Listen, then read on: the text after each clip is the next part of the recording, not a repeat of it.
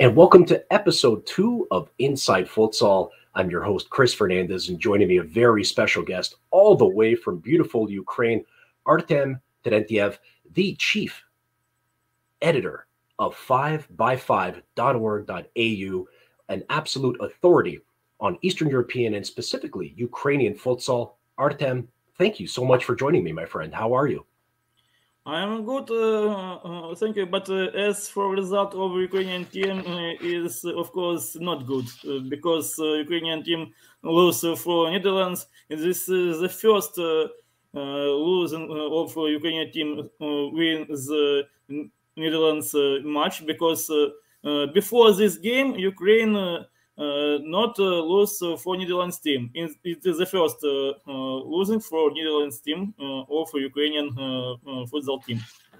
Well, tell us. I mean, the Ukraine got off to a good start out there. And I mean, in the second half, the Dutch came with 3 goals unanswered. What was the big difference for you in the game and how the Ukraine played in both halves? I think that our problem, the problem of Ukrainian teams begins in the first time. If you saw our game, you saw the problems when the third line of our team was on the pitch, because the very big problems were after the third line on the pitch, and it was a very difficult problem for us because I don't know why Jurba played so bad, why Farinuk played was so bad. I don't know. I don't understand for it. I can say that the most good game from our team was as the first line, but only the first line not scored their chances, and the first line was played on the pitch when Ukrainian team not scored, and when the Dutch team scored the first goal in the Pun goals. Well, the first goal was scored over there by Zarvich, and if I pronounced that wrong, which I'm sure I did, I apologize deeply. I think that our team was very sure after the first goal, because it was a quickly goal in the quickly goal. But I think that that it was very sure, very more sure in their powerful, and I think that this team, our team, Ukrainian, I think that the Ukrainian team became to play not not powerful, because I think that they began to play not for not their game, because we saw the problem with the moments, and I think that the Dutch team had very many shots on targets in the first half, because you saw the shoot of Mosawi when he could to create the goal, but Tsepun saved our team, and you saw other moments when Tsepun saved our team, and I think that Alexander Kosenko was to think about this, but why he didn't think about this during the game, I don't know. Yes, there was definitely critical moments where the goalkeeper really saved the day over there for the Ukraine. There was a lot more shots, and especially early in the second half. And I think, probably, I mean, there was a lot of good goals, in particular. The one where it was Saduni got it from the Dutch goalkeeper, and it was a perfect throw. Hindi just executed it with a perfect shot. I think that when Saduni scored his goal, it was a position mistake of Shaturma. He played with Saduni, and he gave the chance for Saduni. He gave him the space and opportunity. Yes. And all goals of Dutch team are the mistakes of Ukrainian team because when Dutch scored the first goal, it was a mistake of Turma. When Dutch scored the second goal, it was a mistake of our second line when it was created. It was attacked, and the third goal, it was the mistake of Joba. Yeah, and I think it was the second goal, if I'm not mistaken, was from Atabi, and it was after a series of saves, and just the Ukraine defense just couldn't clear the area out there. And the first thing I thought, obviously, was the arena it's completely empty, and what it would have sounded like inside of the Ziggo Arena in Amsterdam with a full crowd, it would have been just unbelievably energetic. And I felt bad for all the Dutch players not getting an opportunity to play at home, because it is such an advantage when you have those fans. And especially when they scored the third goal, it was Buzambu with a absolutely brilliant touch, and that perfect shot in the top corner that, I mean, I don't know, but too many goalkeepers that could stop that kind of a shot. But I think that what was your thoughts?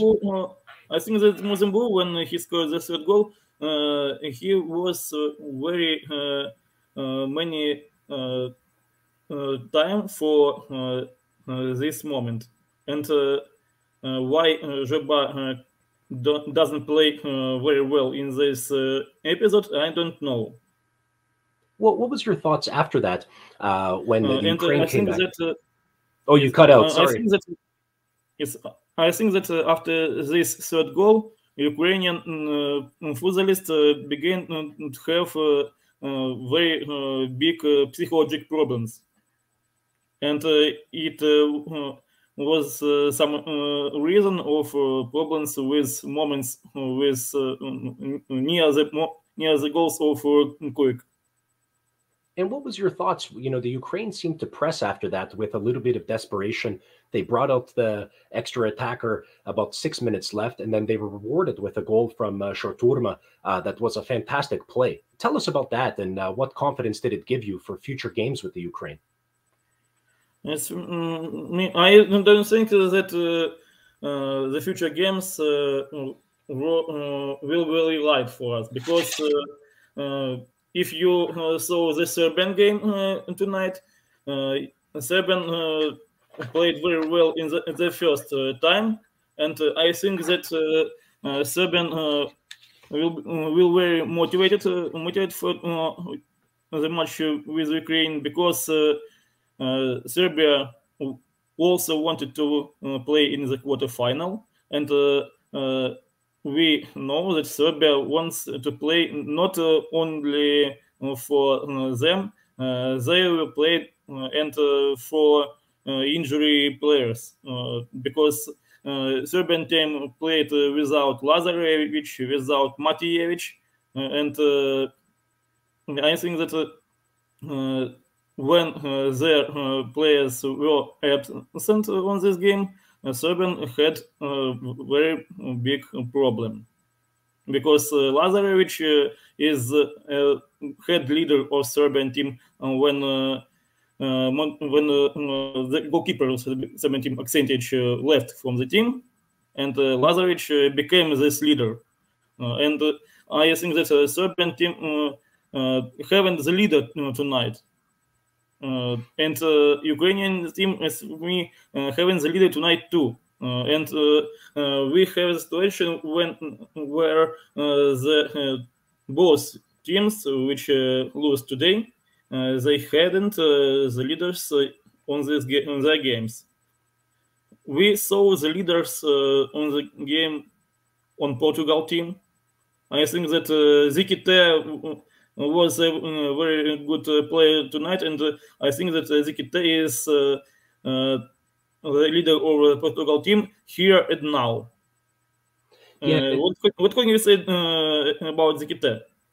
You know what? I voted for him as the best youth player in the world at the Futsal Awards, which were given out yesterday. Yes. Saw him at the World Cup.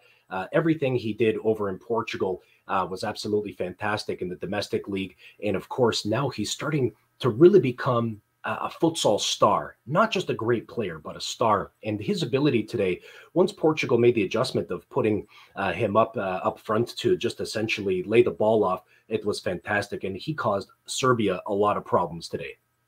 I think that Zicky is the good change for Cardinal. Definitely, and it's unfortunate that the Cardinal can't make this tournament again.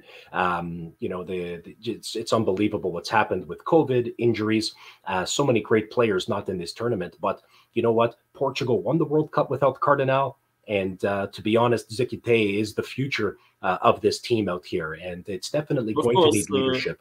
And I think that the Portugal team has a very good generation now. Zicky, Afonso Jesus, Tomas Passo, it's a young generation, and I think that this generation will play very well during next years. Yeah, I mean, Pauletta had a nice one from Angelo after, there was a crucial giveaway by Kosic today that really, cost Serbia. And then, of course, you just knew that Pany was going to score. There was a lot of controversy. I think that Pany Varela has a very good season.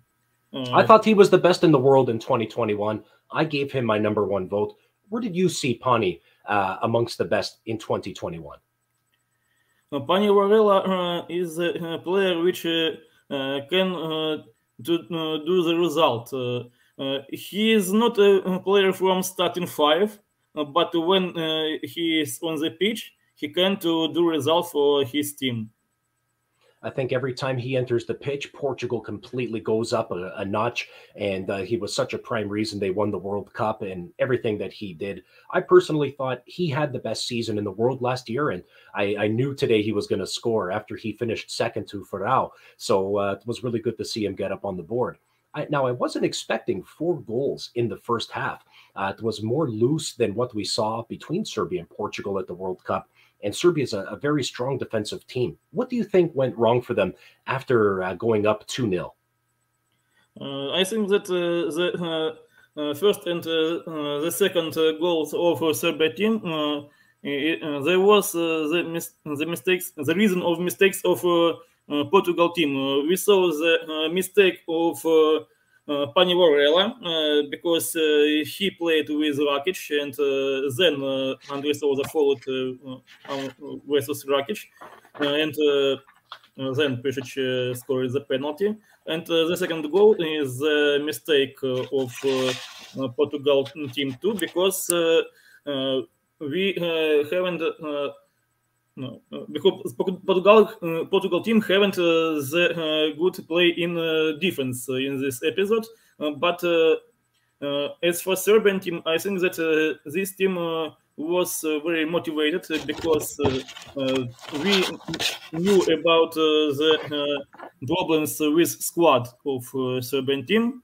I spoke about the absence of Lazarevic and Matijevic. There was very important players of Serbian team, and when Serbian played and when Serbian scored 2-0, I think that it was the maximum of this team on this match, because Serbian team hadn't a big squad for this game. Portugal has a good squad for this game. Portugal had 3 lines in this game, and Portugal played with 5th players. Andrei Souza played with 5th players, and when Portugal began to play with Andrei Souza as 5th player, as flying goalkeeper, Serbian team began to have the problems, and I think that these problems began to tire of Serbian team. Serbian the players became tired, and this is the reason of goals for Momcilovic in the first time. Yeah, I mean, Portugal, when they went up 3-2, it was that Thiago Brito, Zicky, back to Thiago, and then the Alfonso Jesus finish. It was just a very beautiful play, and then it just killed Serbia 30 seconds later when Thomas Passo just came in and finished it off, and Portugal were just content to play around and really work on their stuff, and they look good in the second half. But it's going to be a very tough group stage moving forward out there. Tell me, what do you think is going to happen in the final two games for Ukraine versus Serbia and Portugal? It's two tough, difficult teams to say the least. I think that the most difficult team for Ukrainian national team is Serbia, because if you remember, Ukrainian team played with Serbia in the quarterfinal of the Euro 2016, and Ukrainian team lost on the last seconds. And Serbian team played with Ukrainian team on the main round of qualification for FIFA Futsal World Cup, and Serbia win in this match too. And Ukrainian team wants to take the revenge of Serbia team, but I think that it will be very difficult, because as for me, I can't understand how Alexander Kosenko will play with Serbia, because in this time, in this game, Alexander Kosenko had some surprises, not only for journalists and for the fans too, because we saw Igor Chernyavsky in the starting five. I thought that Razovanov will be in the starting five, but Alexander Kosenko thought that in semifinal we will be play only Chernyavsky tonight. We know that Mykola Belotserkiewicz will not play in this Euro because he has an injury, and I think that this moment is one from very many big problems of our team. Now, let me ask you, I mean, there's a big youth resurgence here in the Ukrainian national team. How many new players are on this team versus the team that went through qualifying for the 2021 Futsal World Cup? About the young teams, young players in our team, we saw on this game Vitaly Radevich, Igor Chernyavsky, Yaroslav Lebed, Danil Abakshin. They're very young players. They have only 25 years old. But Yevhen Siri has 30 years old, but he is one from debutants on our team.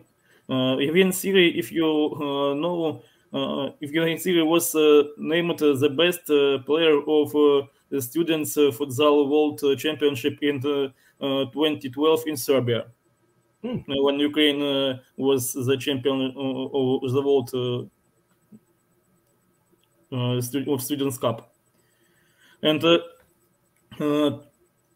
I think that now we have a change of generation. We try to have this change of generation without problems, but as we see, we have problems with this change just with this generation.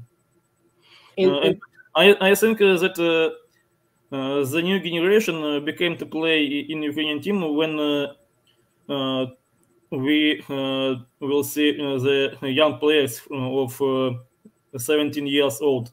We have a very good generation now from the childs of 2004 year of birth and 2006 years of birth.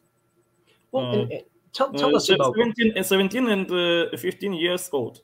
And I think that it will be a very good future for our team. And we must have a very serious experience for this team. And I wanted to see this team on Euro under 19 during next years. Now, what's the Ukrainian league like for people who aren't too familiar with what's happening over there? The country has a very rich history, of course, but it's just not as promoted as you would see in Brazil or in Spain, and now Portugal and Argentina are kind of getting more recognition. What can you tell us about the Ukrainian league and some of the top clubs where some of these national team players are coming Clubs from? of Ukrainian Futsal Championship now. Uragan Ivano-Frankivsk is the champion of Ukraine, and this team played on the main round and elite round of Champions League. MFC Portuguese Kherson and Hit Kiev. These clubs have the participants of European Championship. And these three clubs now are the favorites of our season. Now in Ukrainian Championship play 9 teams, but I hope that in the next season we will have more teams in Ukrainian Championships. And how are the attendances at the games for the Ukrainian league? In the Ukrainian league, there are many interesting players as for me, and we have some legionnaires. We have regionals from Brazil. They play for Portuguese Kherson, Claudinho, and now Everton will be played for Portuguese Kherson. At the season of 2018-2019, the legendary Javi Rodriguez was the coach of Portuguese. Now, it seems to be a very common and more aggressive factor of Brazilians coming in to the former Soviet bloc nations. We've seen with Georgia, Kazakhstan, obviously famous for it as well. Do you see this being, more common now for future teams wanting to qualify for the Euros and World Cup, that they'll call upon former Brazilian expats? As I know, the president of our association, Futsal Association of Ukraine, and the head coach of Ukraine don't want to have the Brazilian players in our national team, because we traditionally played only with our players, with our young players, with our players which have an experience, and during all the time when Ukrainian team plays on the World Cup, on the European Championship, Ukrainian team plays without Brazilian players. But before the war on the east of Ukraine, the Ukrainian Championship has had some Brazilian players. Vasura played for Shakhtar Donetsk, futsal club Shakhtar Donetsk, the 5th-time champion of Ukraine. But now it's a pity, but now we haven't Shakhtar Donetsk in the Ukrainian Championship in futsal. And some players played in Uragan Frankivsk. Roninho, the player of the national team of Georgia, played in Uragan Frankivsk and Portuguese Kherson. Serjao played in Uragan. Birajade played in Uragan, but it was before the beginning of the war on the eastern territory of Ukraine. Now, you mentioned with Shakhtar Donetsk, they had this beautiful new football stadium, and it was just fantastic. But the team is now playing, if I'm not mistaken, they're playing in Kiev. The football club Shakhtar Donetsk is not the part of football club Shakhtar Donetsk. He wasn't the part of. Yes, he wasn't the part of football club Shakhtar Donetsk. Football club Shakhtar Donetsk was only futsal club as club, and he this club wanted to have our school, but before the war, we didn't saw this school in the Ukrainian junior championships.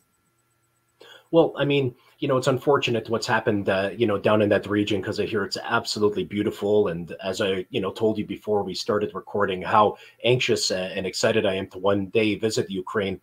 We have a very large Ukrainian population here in Toronto, and the food's fantastic. The people have always been very friendly over here, so I hope to experience it. But one great positive thing that's happening for Ukrainian futsal is the women's national team advancing over to the UEFA Women's Futsal Euro. That's going to be taking place at the end of March. And today, the Ukrainian women played Spain for the second time. Tell us about what happened today. I saw this game, but I think that this second game is very good from our team, because we had an experience of the yesterday game, and the Ukrainian team played 50-50 on the defense. We had some moments, but only at the end of the match, Ukrainian team scored the goal for Spanish team. But as for me, this game is very good information for Lech Shaitanov. I told you for beginning of our speaking that Ukrainian team played tonight without some leaders. Ukrainian team played without Forsuk, without Dubitska, without Gritsenko. But I hope that these three players will be played on the final four of the second UEFA Women's Euro. And yeah, it's I guess we're waiting for the draw and everything that's going to happen. What do you anticipate the chances are of the Ukraine advancing to the final and maybe even winning the women's championship? I want to see a Ukrainian national women's team with the bronze medal in this final four, and I want to see the victory of Ukrainian national team in the match without Russian team for the bronze medals. Oh, that's excellent out there. We know that Portugal and Spain national team will play it in final. I think you agree with me too. It's widely expected to see them in the final, for sure. I saw the game of Spanish team tonight and yesterday. Is the game of the other planet. So they're a different level above. Yes, and the team of Claudia Pons is very young now. If we remember the final four of UEFA European Women's Championship at 2019, we cannot see now the 80% of that squad. This squad of Spanish national futsal team is very young, very quickly, very strong, and very strong for tactic. Well, let's hope we see FIFA create a FIFA Women's Futsal World Cup, because we need to see more women playing futsal and having more national teams, more competitions. So that way we grow the greatest sport in the world out there. So the Ukraine's been one of the pioneers in women's futsal, along with the other countries, Russia, Brazil, Spain, Portugal, but we need more. I want to see the women's futsal world championship, because I want to see Ukrainian team in the games with Brazilian team. I want to see our girls in the games with Amandinha or other players, and I want to speak about you about our history and the history of Ukrainian women's team. If you know, Ukrainian women's team was one of the powerful women's team on the beginning of 2010s years of this century.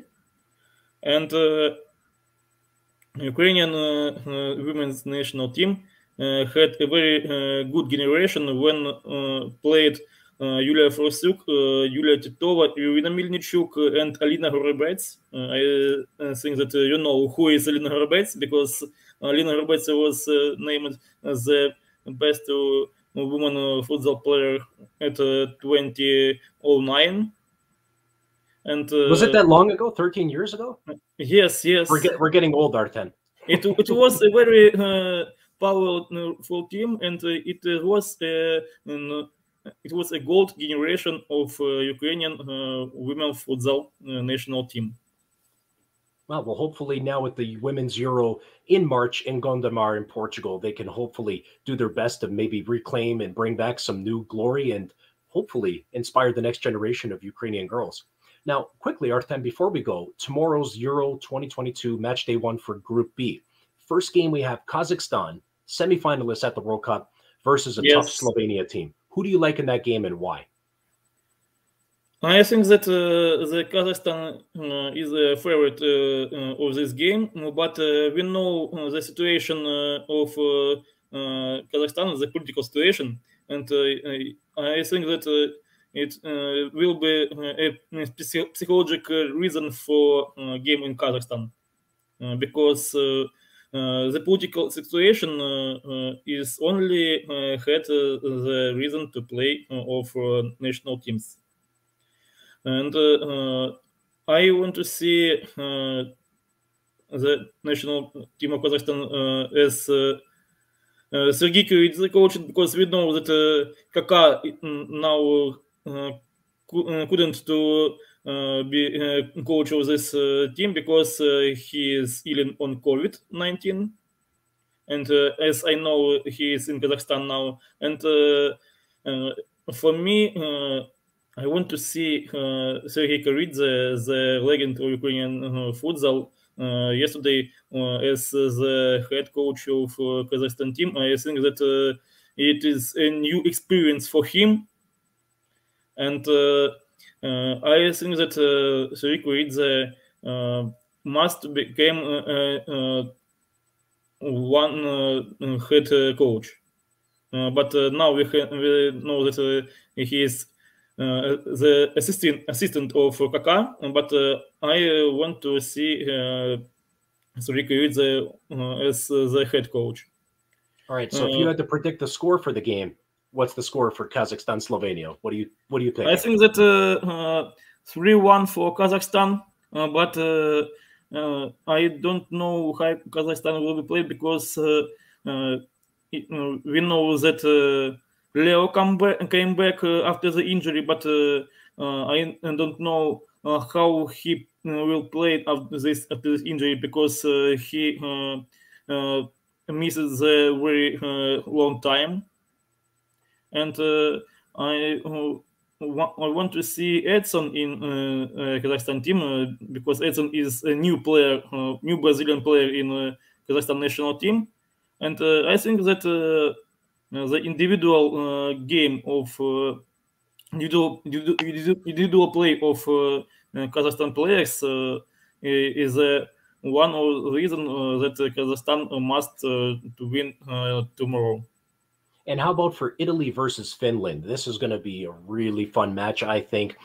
Finland eliminating Italy from World Cup qualifying in a big surprise, but not maybe a surprise to the Finnish players, and certainly not to head coach Mikko Martic, the head of Futsal Planet and futsal legend for everyone. What's your thoughts on this game? I think that Finnish team want to give the surprise for us, and I think that Italian national team must be very dangerous in the game with Finland, because Italian team now has a change of generation. Italian will be played without Diego Cavinato, without Massimo De Luca, but Italia will be played with Alex Merlin. This player can to give the result for his team, but the Scandinavian team has a very good discipline in this in their game, and I think that the discipline of the Scandinavian team is one reason when Finland can to do the surprise tomorrow. I think that the result of this game 1-1. 1-1. It's not a bad pick at all out there. You know what? I'm going to go out. I'm going to go out on a limb. I am going to put Finland 3-2. Big risk, big reward. You think that Italia will win or Finland? I think Finland will pull it off, but I would not be surprised if Italy comes out. But it's going to be. You want to see the sensation tomorrow? I just want a Futsal is Here T-shirt from Miko. That's the reason I'm picking them. Oh, it's good. Well, tell us, Artem, where can people find you online? We know that 5x5.org.ua is the website, the authority on Ukrainian futsal. But how about online? Are you on Twitter, Instagram, Facebook? I have an official pages on the social media. Excellent. I have an official page on Twitter of my site, an official page on Facebook, an official page on Instagram, and an official page on Telegram. Well, perfect. So what we're going to do is we're going to link those up on all our social programs out there. And that's pretty much it. So I'm really looking forward to seeing the next games in Group A, and hopefully the Ukraine can rebound and, hopefully get some points off of Serbia. But being a Portuguese, I really hope they don't take any points from my guys at all. So I just want to say thanks for coming on the show out there. Again, Artem Terentyev, the authority in Ukrainian futsal. We'll make sure that we put all the social page programs out there for you to check out. And you got to check out the rich history of Ukrainian futsal.